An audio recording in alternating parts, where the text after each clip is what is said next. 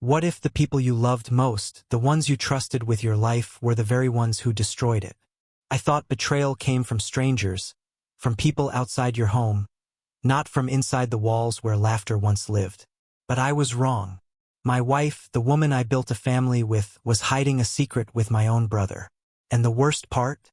My children, the kids I raised and would give everything for, helped them keep it from me. By the time I uncovered the truth, I realized I wasn't just betrayed by one person. I was betrayed by my entire family. I used to believe I had everything a man could want. A steady job, a house I worked years to afford, and a family that filled it with noise, warmth, and love. My wife, Sarah, had been with me for over a decade. Together, we raised two kids who, at least on the surface, seemed happy and carefree. Our weekends were filled with soccer games, late-night movies, and family dinners where laughter spilled across the table. And then there was my brother, James. He was always around, close enough to be a second father figure to my kids, someone I believed I could lean on. Growing up, James and I were inseparable. Even as adults, I never doubted his loyalty. I welcomed him into my home like he was part of the foundation. For years, everything appeared perfect. I wore my role as a husband and father with pride. I worked long hours to provide, thinking sacrifices at the office would pay off in family happiness. But cracks were forming, so small at first that I ignored them. Sarah began making excuses, why she couldn't join me at certain events, why she was tired, why she spent late nights out with vague explanations. The kids, usually so open with me, started acting strangely. When I'd ask where their mom had been, they'd exchange looks, give me rehearsed answers that didn't add up. I chalked it up to teenage behavior, assuming they were just growing more independent. I never imagined they were protecting her from me.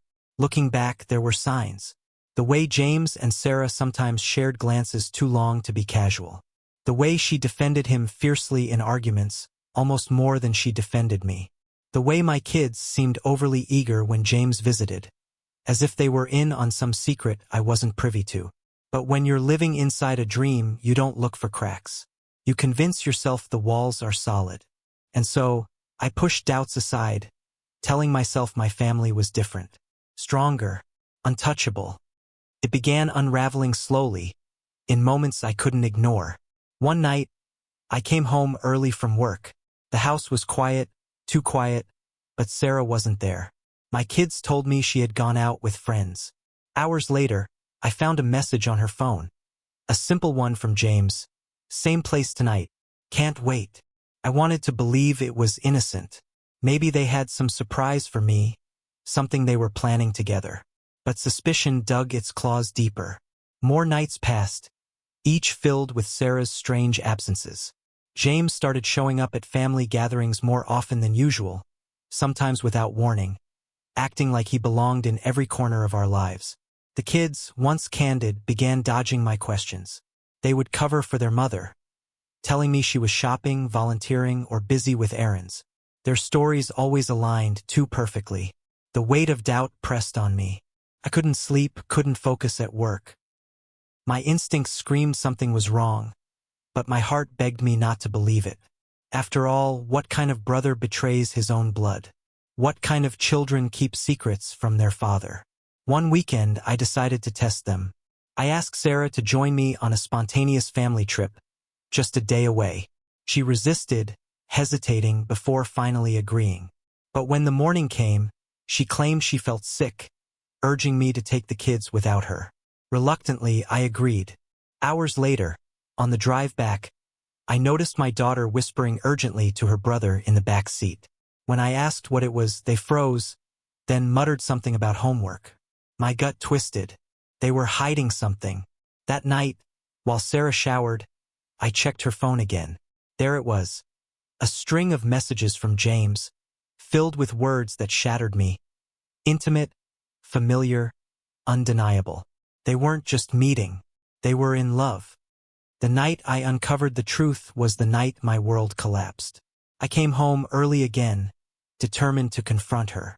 But as I opened the door, laughter drifted through the house. Not just any laughter, it was James's. I froze in the hallway, listening. My kids were in the living room, chatting happily with their uncle. Sarah walked in with 2 glasses of wine, her smile wider than I'd seen in years. The sight of them together, comfortable, intimate, was like a blade twisting in my chest. And then it happened.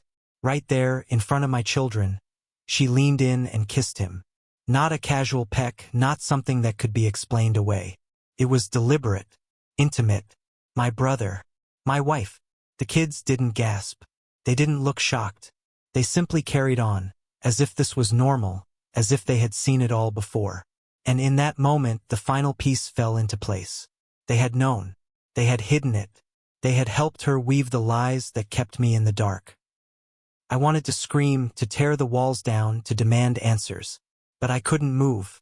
I stood there, invisible in my own home, watching everything I had built crumble before my eyes. The betrayal wasn't just in the kiss, or in the affair. It was in the silence of my children, the complicity of the very people I had trusted most. In the days that followed, my home felt like a graveyard. Every photo on the walls mocked me. Every memory twisted into a reminder of the lies beneath it. I confronted Sarah, of course. There were tears, excuses, even attempts to justify. James avoided me, ashamed yet unwilling to admit the depth of his betrayal. But the hardest part wasn't them, it was my children. They looked at me with guilt in their eyes, yet no apology strong enough to bridge the distance they had created. They thought they were protecting their mother, shielding her mistakes from me. In reality, they had broken something that could never be repaired. Betrayal is not just the act of one person. It's the ripple effect, the way it poisons everything it touches. My wife's affair with my brother was devastating. But knowing my kids had played a part in keeping it hidden, that was the cut that never healed. I don't tell this story for pity. I tell it as a reminder. Trust is fragile. Loyalty is sacred. And sometimes, the deepest wounds come not from enemies, but from those who share your blood. So I leave you with this question. If the people closest to you could betray you, who can you truly trust?